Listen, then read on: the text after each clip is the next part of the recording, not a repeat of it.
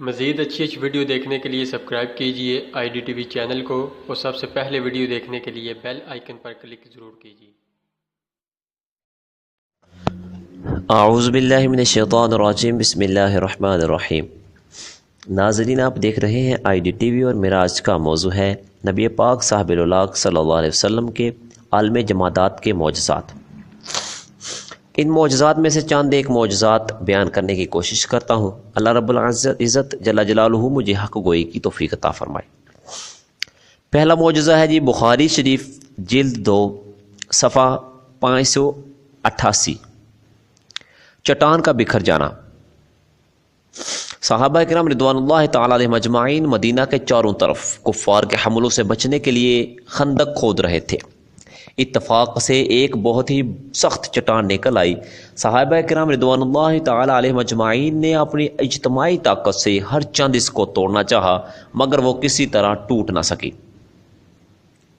پھاوڑے اس پر پڑ کر کچٹ جاتے تھے۔ جب لوگوں نے مجبور ہو کر خدمت اقدس میں یہ ماجرا عرض کیا تو آپ صلی اللہ علیہ وسلم خود اٹھ کر تشریف لائے اور پھاوڑا ہاتھ میں لے کر ایک ضرب لگائی تو وہ چٹان ریت کے برے ٹیلوں کی طرح چور ہو کر بکھر گئے۔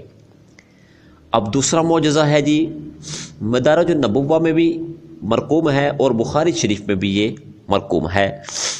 ہر شخص جانتا ہے کہ فتح مکہ سے پہلے خانہ کعبہ میں 360 بتوں کی پوجا ہوتی تھی۔ فتح مکہ کا دن حضور اقدس صلی اللہ تعالی علیہ وسلم کعبہ میں تشریف لے گئے۔ اس وقت دست مبارک میں ایک چھڑی تھی اور آپ زبان اقدس سے یہ آیت تلاوت فرما رہے تھے کہ جاء الحق وزهق الباطل ان الباطل کان زہوقا۔ حق آ گیا اور باطل مٹ گیا، یقیناً باطل مٹنے ہی کے قابل تھا۔ آپ اپنی چھڑی سے جس بت کی طرف اشارہ فرماتے تھے وہ بغیر چھوئے ہوئے فقط اشارہ کرتے ہی دم سے زمین پر گر پڑتا تھا۔ اور پھر ہے جی پہاڑوں کا سلام کرنا۔ یہ حدیث پاک ترمذی شریف میں مرقوم ہے جی۔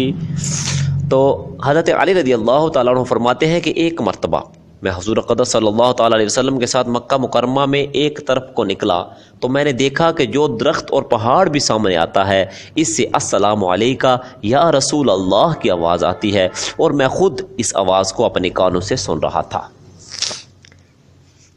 اسی طرح حضرت جابر بن سمرہ رضی اللہ تعالیٰ عنہ فرماتے ہیں کہ رسول اللہ صلی اللہ علیہ وسلم نے فرمایا کہ مکہ میں ایک پتھر ہے جو مجھ کو سلام کیا کرتا تھا، میں اب بھی اس کو پہچانتا ہوں۔ یہ ترمذی شریف کی حدیث پاک ہے۔ اسی طرح بخاری شریف کی یہ روایت چند اوراق پہلے ہی تحریر ہو چکی کہ ایک دن حضور اقدس صلی اللہ تعالیٰ علیہ وسلم اپنے ساتھ حضرت ابوبکر و عمر اور حضرت عثمان رضی اللہ تعالیٰ عنہ کو لے کر احد پہاڑ پر چڑھے۔ پہاڑ جوش مسرت میں جھوم کر ہلنے لگا۔ اس وقت آپ نے پہاڑ کو ٹھوکر مار کر یہ فرمایا کہ ٹھہر جا، اس وقت تیری پشت پر ایک پیغمبر ہے اور ایک صدیق ہے اور 2 حضرت عمر و حضرت عثمان یعنی شہید ہیں۔ تو اللہ رب العزت جل جلالہ ومن والہ نے نبی پاک صاحب الاولاق صلی اللہ علیہ وسلم کو بہت زیادہ معجزات عطا فرمائے، جن میں سے ایک اور ذکر کرتا ہوں۔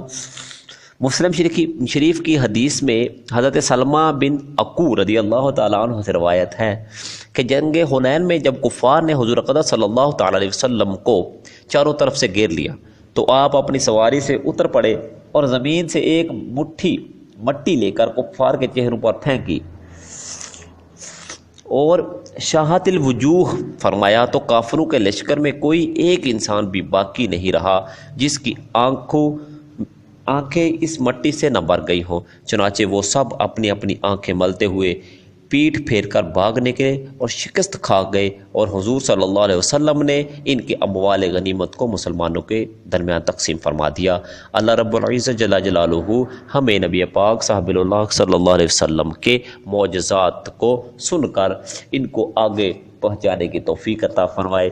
وآخر دعوانا الحمدللہ رب العالمین۔